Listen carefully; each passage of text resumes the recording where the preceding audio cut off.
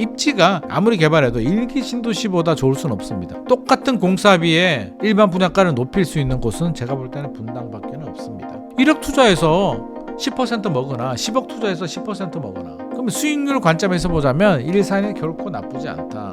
평촌은요, 평촌 신도시에서 제일 좋은 단지를 꼽으라면 중앙공원이 있는 뭐 향촌, 롯데 이런 단지들 좋고요. 선도지구 지정된 단지들은 들어가지 마세요. 어차피 빨리 안 되는 거, 가격은 집주인들 호가를 굉장히 부르기 때문에 오히려 선도지구 살짝 떨어진 단지들, 실망 매물이 나오는 단지들 좀 공략을 해보는 것도 좋은 방법 아닐까 싶습니다.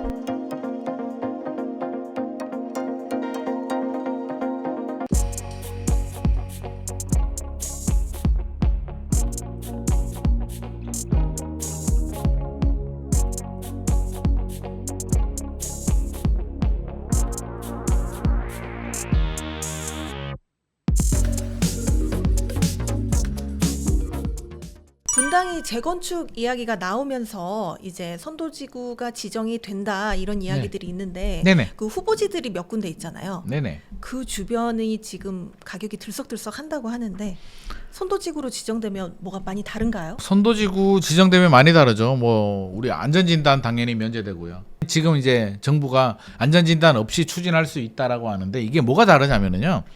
도정법, 도시 및 주거환경 정비법에 따라서 일반적인 정비구역 같은 경우는 이제 앞으로 안전진단 없이 추진할 수 있어요. 추진할 수 있는데 사업시행 계획인가까지 안전진단을 받아야 돼요. 근데 일기 신도시 우리 특별법이라고 하잖아요. 노후계획도시 특별법에 따르면 안전진단은 아예 면제입니다. 그러니까 사업시행인가 전까지 받고 이런 거 없습니다. 그리고 용적률도 올려주고 속도가 빨라지겠네요. 속도도 빨라지고 인허가 절차도 단순화하고 그래서 굉장히 좋은 정책인데 이게 사실 뭐 이게 뭐 정책적인 걸 따져보면 뭐 좋기는 한데 선도지구의 효과는 뭐냐면 일단 그냥 된 거 기대감 우리가 기대감에 죽고 살잖아요. 그렇죠. 특히 투자는 주식 보시면 아니 뭐 아무것도 없는데 뭐 금리가 오르고 아이고 막 반대로 가잖아요. 실제로 이게 주가가 떨어져야 되는데 올라 뭐 기대감이 반영이 됐대. 주가가 올라야 되는데 또 떨어져. 왜 떨어지냐 그러니까 또 뭐 기대감이 뭐 어쩌게 됐대. 그래서 주식도 기대감에 뭐 실제 기업 실적을 떠나서 뭐 삼성전자 실적 뭐 예상보다는 못 나왔습니다만 뭐 구조 얼마 나왔는데도 기대에 못 미친대. 그래서 기대가 너무 높은 거 아니야? 뭐 이런 생각도 드는데 기대죠. 그래서 선도지구 지정이 된다는 얘기는 일기 신도시 중에 뭐 분당, 일산, 삼본, 중동, 평촌 5개의 일기 신도시 중에 각각 선도지구 지정이 될 텐데요. 선도지구 지정이 되면 1번 타자잖아요. 1번 타자가 경기장에 나가서 안타를 치든 홈런을 치든 삼진 아웃을 대든 뭐 어떻게 되겠지만 제일 먼저 나가잖아요. 먼저 나가는 데 의미가 있는 거죠.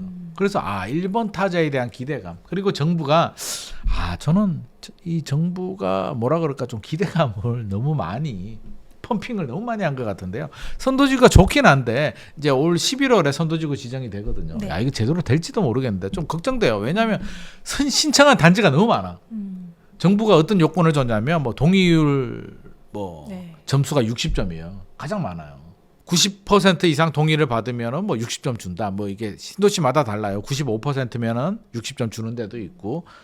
그러니까 너도 나도 지금 동의를 다 받습니다. 선도지구의 동의는 재건축 동의하고 달라요.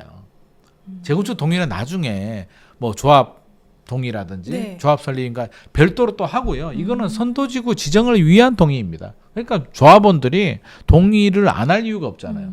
일단 선도지구 지정이 되고 안 해도 되잖아요. 그렇죠. 지정만 돼도 집값은 뛸 테니까요. 일단 지정되고 나중에 고민하자고. 추가 분담금이 얼마 나올지 무슨 문제가 나올지 사업성이 안 나올지 그거는 됐고 뭐 통합 재건축 서로 이해관계가 다를 수도 있잖아요. 이 단지 저 단지가 됐고 그 나중에 고민하고 일단은 그냥 하자라는 분위기가 형성되기 때문에 굉장히 지금 과열 양상 보여주고 있습니다. 정부 선도지구 지정 이제 28,000세대 정도 예상하고 있는데 이번에 신청한 단지들을 보면 대략 한 6배 정도가 신청을 했어요. 그래서 너무 많이 신청해가지고 만약에 이 중에 이제 한 개가 되잖아요.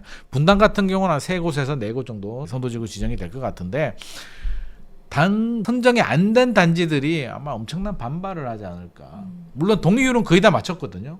그럼 결국에 다른 점수들 뭐 사업성이라든지 뭐 그런 거 가지고 이제 점수를 매길 텐데 굉장한 반발이 예상이 되고 정부가 저는 너무 펌핑했다고 생각하는 게 2027년에 착공 예정이라고 합니다. 2030년에 뭐 완공 목표잖아요. 이 될까요? 목표는 언제든지 바뀔 것 같은데요.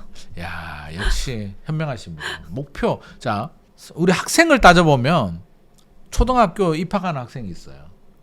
엄마한테 얘기를 합니다. 엄마 아빠 나 이제 열심히 할 거야. 열심히 해서 내 초등학교 졸업할 때 서울대 내가 조기 입학해버릴 거야.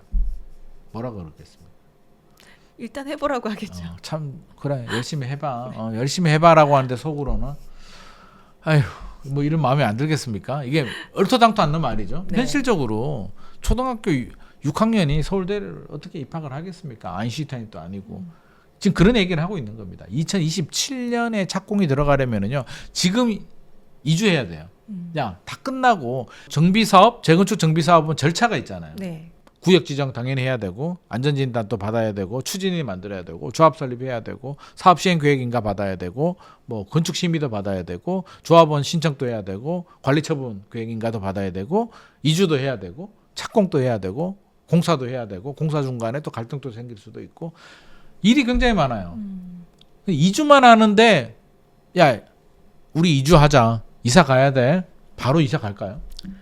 또 그 많은 세대들이 갑자기 이주하려면은 또 어디로 해야 되는지 또 문제가 생기죠. 보통 2, 3년 걸립니다. 이주하는데. 왜? 아니 우리 애가 고3인데 무슨 이사야. 우리 애가 지금 고2인데 내년까지는 있을 거야. 뭐 별의별 사유들이 다 있기 때문에 이사 가는 것만 2, 3년 정도 걸립니다. 세대 수가 크면은요. 그러면 2027년에 착공 들어가려면 지금 이사 들어가야 되는데 이주 가야 되는데 지금 뭐 했는데? 조합 설립도 안 했는데. 제가 볼 때는 2027년에 조합 설립하면은 엄청 빠르지 않을까 하는 생각이 듭니다. 그래서 이거는 정부가 과도한 기대감을 준 건데 어떻게 됐든지 흥행에는 뭐 지금까지는 성공했죠. 6배 정도 많은 사람들이 선도지구 신청을 했고요. 제가 가봤거든요. 초대받아가지고 분당에 모 아파트에 이제 뭐 찬조 연설을 하러 제가 갔었는데 여름이었어요. 8월에 간 것 같습니다. 휴가 기간이었던 것 같아요. 8월에 갔는데 휴가 기간의 토요일이에요. 저는 사람들이 별로 안 올 줄 알았거든요. 네. 와 이게 강당을 빌렸는데 꽉 차고요. 자리가 모자라서 의자를 막 더 빼고 난리도 아니더라고요. 야 이게 사람이 이렇게 집값에 대한 투자에 대한 열망은 이게 노는 거를 이겨버리는구나. 뭐 그런 생각을 들었는데 분위기가 굉장히 뜨거웠습니다. 자, 그래서 일단 뭐 선도지구 지정이 되면 그 단지는 막 날개를 달 것 같고요. 선도지구 지정이 안 된 단지들도 또 매년 지정을 한다라고 하잖아요. 그래서 아마 또 내년 지정을 위해서 또 다른 또 여러 가지 플랜카드도 붙이고 여러 가지 작업을 할 거기 때문에 일단 뭐 스타트를 끊었다는 점에서는 저는 굉장한 의미를 부여하고 싶지만 시간은 굉장히 오래 걸린다. 사실 일기 신도시 저 그런 생각 많이 했거든요. 이게 뭐 특별법 나오고 뭐 이렇게 공식화 공론화 되기 전까지만 하더라도 야 일기 신도시 언제 재건축할까?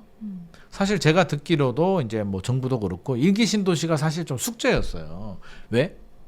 신도시잖아요. 네. 신도시가 노후화된다는 걸 생각을 해보지 않았거든요. 신도시였는데 30년이 지나니까 신도시가 이제 구도시가 되는 거예요. 야, 이 문제를 어떻게 해결하지? 강남처럼 뭐 개별 단지로 하기에는 일기 신도시는 말 그대로 신도시잖아요. 5개 신도시에 한 30만 호 정도.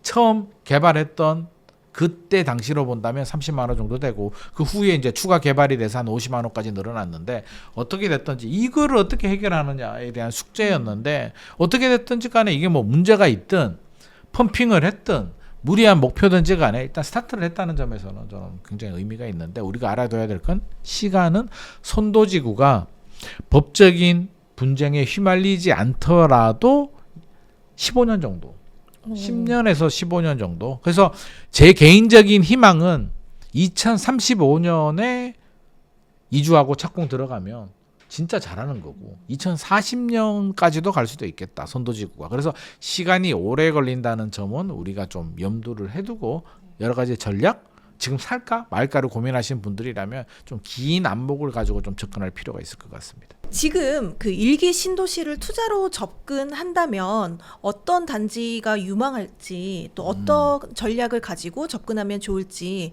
알려주시죠.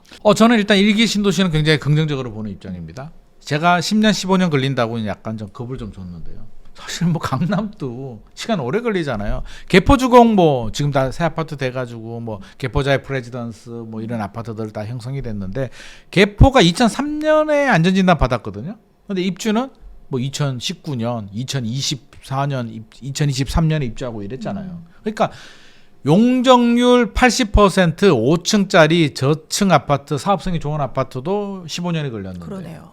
일기 신도시 중층 아파트가 뭐 몇 년 만에 된다? 법으로? 될까요? 이게 법으로 다 해결되지 않습니다. 정비 사업의 리스크가 뭐냐면요. 일단 첫 번째 리스크는 조합원들의 갈등.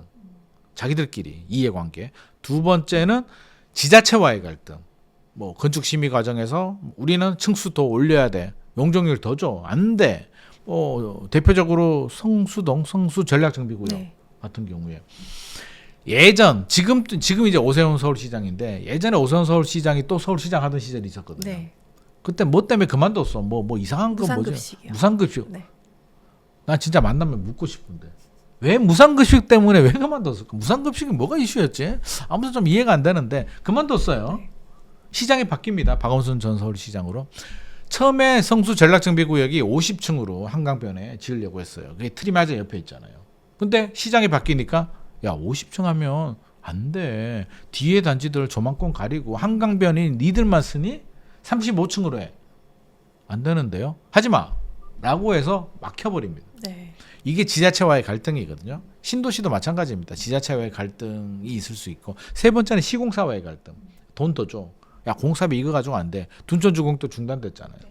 이런 여러 가지 갈등 요소들이 있는데 결국에는 다 돈, 사업성, 돈 문제인데 이 사업성 문제가 정부가 뭐 세금으로 지원해주지 않는 한 물론 용적률을 올려준다라고 하는데 해보십시오. 용적률 정부는 많이 올려준다라고 하는데 올려주는 것만큼 또 퀄리티, 질이 떨어지고요. 또 임대 아파트 뭐 기부 체납 더하라 그러고 이제 여러 가지 또 청구서가 막 날아옵니다. 그러면 조합원들이 안 돼, 하자, 말자 뭐 다툼이 생기고 또 선도지구가 이제 통합을 하면 점수를 높게 주거든요. 우리 집도 지금 막 분쟁이 생겨가지고 조합원들끼리 난리인데 옆집하고 이제 같이 하게 되면 이제 배가 또 산으로 갑니다. 네. 그래서 이런 여러 가지 리스크들 때문에 시간이 오래 걸릴 수 있음에도 불구하고 저는 스타트를 끊었다. 그리고 이제 서울을 제외한 서울은 절대적인 공급 물량 부족 지역이에요. 네. 서울은 사실상 공급으로 해결할 수 없습니다. 우리가 뭐 정부는 그러잖아요. 뭐 대책 발표해서 서울의 정비 사업을 통해서 신속 통합 계획을 통해서 뭐 공급을 늘리고 서울은요 수요 과잉 지역이에요. 수요가 많기 때문에 주택이 부족한 거지 주택이 부족해서 문제가 되는 지역이 아닙니다. 역으로 발상을 생각해 보면 그래서 사람이 많기 때문인데 이 수요를 분산하지 않으면 답이 안 나오는 지역이고요. 결국에는 이 서울 부족 문제를 해결할 수 있는 곳이 이제 경기도권에서 일기 신도시가 또 구원 투수로 등판할 수가 있고 적어도 지자체와의 갈등은 상당 부분 좀 해소될 수는 있겠다. 특별법에 의해서 하니까. 갈등 중에 세 가지 갈등 중에 하나가 줄어들었죠. 그럼 두 가지 갈등이 남죠. 조합원들의 갈등, 시공사회 갈등인데 이 부분만 해결하면 되는 문제고요. 입지가 부동산은 첫째도 입지, 둘째도 입지, 입지죠. 셋째도 입지입니다. 입지가 아무리 신도시 개발해도요. 뭐 3기 신도시 아무리 개발해도 1기 신도시보다 좋을 수는 없습니다. 물론 뭐 고향 창릉 신도시 같은 경우 3기 신도시는 위치 괜찮아요. 창릉이나 뭐 남양주 왕숙도 괜찮고 하남 교산도 괜찮고 괜찮긴 한데 그래도 저는 1기 신도시가 뭐 입지는 뭐 최고라는 생각이기 때문에 입지 좋고 정부 지자체 지원이 가능하다면 충분한 관심을 가져볼 만하고요. 그럼 어디가 좋으냐? 크게 보자면 이제 신도시별로 좀 구분하자고요. 물론 시장에서 다 알고 있어요. 네. 왜 분당이 좀 반응이 좀 뜨겁잖아요. 집값도 많이 올랐고 왜 그렇죠. 그럴까요? 도대체 입지가 좋아서? 입지도 좋고 또 그 소비할 수 있는 돈들을 좀 더 많이 보유한 곳이라 그런 거 아닌가요? 굉장히 중요한 말씀을 해주셨는데요. 아 진짜로 정확한 말씀을 해주셨는데 입지 당연히 좋은 거고 입지 좋은 거는 근데 사실 현재 가격에 좀 반영이 된 부분이고 소비할 수 있는 소득 수준을 말씀하셨잖아요. 자 사업성 앞서서 제가 이제 갈등 요인이 돈이라고 했는데 이 돈 문제 사업성을 개선하려면 조합원들이 추가 분담금을 적게 내야 되는데 추가 분담금을 적게 내는 방법은 첫 번째 용적률이 낮으면 돼요. 그러면 많이 지을 수가 있으니까. 근데 용적률은 정해져 있잖아요. 이미 다 지었는데 용적률을 마음대로 낮출 수는 없고 그럼 용적률을 올려야 되는데 뭐 정부나 지자체가 올려준다라고 하니까 일단은 다행이고요. 두 번째 사업성을 좋게 하는 방법. 일반 분양가를 높게 책정해야 돼요. 그러면 일반 분양은 일반인들이 분양을 받아줘야 되잖아요. 뭐 특정 지역을 얘기해서 죄송합니다만 분당과 일산, 평촌, 뭐 중동 3번이 있으면 일반 분양가를 예를 들어서 뭐 얼마로 할까요? 3.3제곱미터당 거의 한 5천만 원 정도로 책정했다. 전용 84가 거의 한 20억 정도다. 네. 라고 했을 때 그 20억의 일반 분양이 먹힐 신도시가 어딜까요? 분당이죠. 분당이죠. 네. 근데 공사비는 똑같잖아요. 네. 똑같은 공사비에 일반 분양을 많이 할 수 있는 일반 분양가를 높일 수 있는 곳은 제가 볼 때는 분당밖에는 없습니다. 그러면 자연스럽게 사업성이 좋아질 가능성이 높기 때문에 분당에 많은 분들이 관심을 가지고 있고요. 그래서 1번은 이제 분당으로 좀 관심을 좀 가져야 되는데 최근에 좀 많이 오르긴 했어요.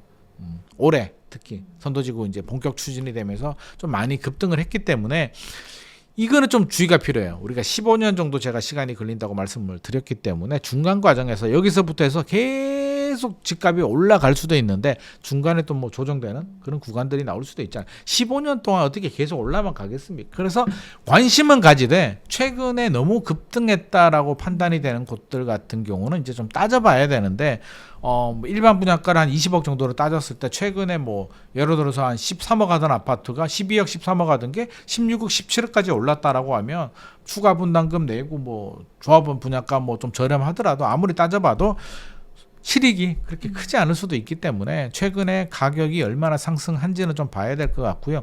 1기 신도시 안에서도 물론 선도지구가 지정이 되면 좋긴 합니다. 근데 용적률이 똑같지 않아요. 네. 뭐 샛별마을 이런 데 가면 용적률이 좀 낮아요. 입지는 뭐 시범단지가 당연히 역세권에 좋긴 한데 용적률이 뭐 148%인가 뭐 이런 단지들도 있거든요. 그래서 그런 단지들이 선도지구에 빨리 지정은 안 될 수는 있겠으나 어차피 15년 걸리나 20년 걸리나 25년 걸리나 오래 걸리는 사업이기 때문에 네. 저는 용적률 낮은 단지들 어차피 선도지구가 부담스러워서 못 들어간다면 용적률 낮은 단지들 좀 눈여겨보시는 것도 좋은 방법 아닐까. 재건축의 효과는요. 제가 15년, 20년 걸린다라고 하는데 나는 그때까지 못 기다릴 것 같아 라고 할 수도 있는데 재건축의 효과는 우리 플랜카드 효과라고 하잖아요. 네. 안전진단 되면 뭐 안전진단 붙이고 그렇죠. 조합 설립 플랜카드 하나 붙이고 뭐 사업시행 플랜카드 붙이고 건축 심의 붙이고 플랜카드 붙일 때마다 이게 호재가 되고 집값이 올라가거든요. 그래서 그 과정이 이렇게 올라가는 과정이기 때문에 15년, 20년 걸린다고 해서 너무 실망하거나 절망하지 말고 중간에 집값 올라서 중간에 조합원으로 팔아도 되니까요. 그렇죠. 그래서 뭐 안 되면 또 나이가 많으신 분들은 뭐 자녀들한테도 이렇게 넘어갈 수도 있기 때문에 너무 그렇게 15년, 20년은 너무 길게 걱정되게 볼 필요는 없을 것 같고 일단 용적률이 좀 낮은 곳들 찾아보시고 용적률이 비슷하다면 역 주변에 뭐 선도지구 지정 신청했는데 떨어진 곳들이 있거든요. 분당으로 굳이 따지자면 이제 분당은 위에서부터 아래로 본다면 역으로 수인 분당선으로 보면은 야탐역이 있고 뭐 임해역이 있고 뭐 서현, 순회 정자 뭐 오리 미금인가요? 뭐 아무튼 미금 오리인가 뭐 이렇게 쭉 있잖아요. 그러니까 역 주별로 아마 3개, 4개 정도 지정이 될 것 같은데 지정이 되고 나머지는 다음에 또 지정이 될 가능성이 높겠죠. 그래서 이번에 떨어져서 실망하는 단지들도 좀 관심을 좀 가질 필요도 있을 것 같습니다. 그래서 분당이 1번이고 그러면 일산은 사실 일산이 제가 볼 때는 최근에 일산은 힘을 못 써요. 네. 선도지구 지정이 돼도. 근데 반대로 생각하면 안 올랐잖아요. 지금이 분당은 기회인가요? 올랐는데요. 그럼 반대로 생각하면 물론 분당이 일반 분양가가 높게 나와요. 가격도 높을 겁니다. 그래서 일산이 분당을 똑같이 따라갈 수는 없어요. 없는데 투자 관점에서는 어때요? 예를 들자면 1억 투자해서 10% 먹거나 10억 투자해서 10% 먹거나 어차피 수익률은 똑같은 거잖아요. 수익률은 같죠. 그러면 수익률 관점에서 보자면 일산이 결코 나쁘지 않다. GTX가 이제 개통될 예정이잖아요. 그러면 일산의 단점이 이제 3가지가 있어요. 일산이 왜 분당한테 졌느냐. 사실 입주할 때는 살짝이지만 일산이 분당을 이긴 적도 있습니다. 처음에. 처음에는 일산이 분당보다 분양가는 비슷했는데 좀 더 인기 있던 시절도 있었어요. 네. 근데 이제 지금은 도저히 따라갈 수 없는 가격이 돼버린 게 이제 세 가지 이유가 있는데, 하나는 이제 강남 접근성. 그렇죠. 아, 이거 뭐 일산에 가보면 압니다. 제가 일산을 비하하는 건 아닌데 갈 때마다 느끼는 거지만 제가 다 해봤거든요. 지하철 3호선 타고도 와보고 광역버스 타고도 와보고 차 가지고 자차로도 움직여봤는데, 야, 이게 1시간 벽을 못 넘겠더라고요. 못 넘어요. 새벽 3시에 차 타고 달리면 1시간 내로 올 수 네. 있어요. 그러니까 이게 1시간 벽을 못 뚫는데 GTX가 개통이 되면 1시간 벽으로 뚫을 수 있습니다. 물론 GTX가 이거 완벽하게 GTX-A가 삼성역이 2028년 개통 그 환승센터 공사 때문에 2028년 예정이기 때문에 지금은 개통해도 아마 서울역까지만 좀 편리하게 이용할 수 있을 것 같고, 강남이나 이쪽으로 오기는 약간 불편하긴 한데 뭐 장기적으로 본다면 일단 강남 접근성 문제는 어느 정도 해결이 좀 될 것 같습니다. 좀 도움이 되는데, 그럼 이것만 가지고 다 해결이 되느냐? 두 번째 문제, 일자리. 네. 일자리가 없어. 제발 정착하시는 분들 이 북쪽에 일자리 좀 만들어주면 좋겠는데 쉽지 않아요. 왜 쉽지 않냐면 이제 지정학적인 리스크가 있습니다. 네. 이게 기업을 하시는 분들도 이제 일자리를 만들면 용감하게 북쪽으로 간 기업이 있습니다. LG, LCD. LCD가 이제 파주하고 출판 단지들 갔는데, 문제가 뭐냐면 사람 구하기 어려워요. 인재 영입이 쉽지 않습니다. 출판 단지들이 이제 파주로 갔단 말이에요. 서울에 있는 이제 본사, 파주가 저렴하니까 또 시설도 좋으니까. 그렇죠. 사장 입장에서는 관계가 없어요. 파주 오히려 넓은데 좋은 환경에 가면 좋으니까, 또 땅값도 올라가니까 나쁠 게 없는데, 문제는 종업원들이 오지 않습니다. 사표 내는 거예요. 그만둬 버려. 파주에서 모집 공고를 띄우면 직장 위치 파주, 신청이 안 들어오는 거예요. 이게 인재 유입에 영입이 문제가 되니까 다시 서울지사를 만듭니다.